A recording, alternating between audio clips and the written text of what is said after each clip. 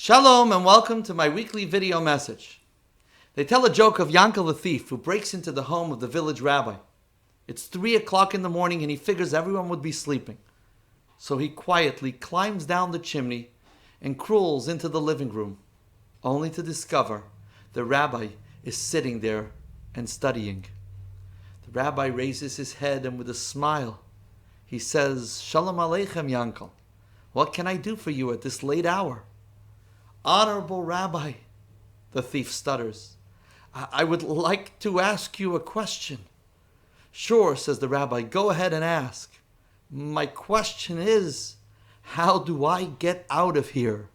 In this week's Torah portion, we read an extensive list of harsh rebuke that will come tachat asher lo avadata et Hashem Elokecha besimcha uvetuv levav, as a result of not serving God with joy and gladness of the heart. The simple meaning is that there will be consequences for one who does not serve God, who has provided him with joy and kindness. But there's another way of understanding this verse, that even one who serves God, one who is honest, is kind, one who keeps Shabbat, eats kosher and devotes time to prayer and the study of Torah, if it is done without joy and kindness, he is liable to harsh consequences. In other words, if one does what needs to be done, but says, the service is too long, when is Shabbat going to be over? Why do I have to give my hard-earned money to charity? Judaism is so burdensome and restrictive. Rabbi, how do I get out of here? This person, though he does what he is told, is liable for the harsh rebuke listed in our Torah portion, since he didn't do it out of joy and with a complete heart. But really, I understand that I am expected to follow the code of Jewish law and that I need to follow it to the letter of the law. But how can I be expected to rejoice with all of these restrictions? At a very young age, the first Rebbe of Chabad, Rabbi Zalman of Liadi, was already known as a genius. In fact, he was given the nickname the Iloi of Liozna, the prodigy of Liozna. And shortly after his marriage, Rabbi Zalman was faced with a challenge. Should I go study with the scholars of Vilna, or should I go to the Hasidic hub in Mezrich and study by the Maggid, the successor of the holy Baal Shem Tov? In Vilna, he thought to himself, I will learn how to study. In Mezrich, I will learn how to pray. I already know how to study, but I do not know enough about prayer, so I will go to Mezrich. But wait a second. This great scholar and prodigy of Liozna, later to become the founder of Chabad, is already married and still doesn't know much about prayer? What am I missing? Of course he knew about prayer, but he felt his prayers were too routine. He felt it lacked proper emotion, love, enthusiasm, and connection. It was this that led him to learn in Mezrich. You see, when one serves God with love, it is no longer restrictive. Much like learning a new trade or skill, though it takes much effort, doing so is not restrictive. On the contrary, it is liberating and elicits tremendous joy.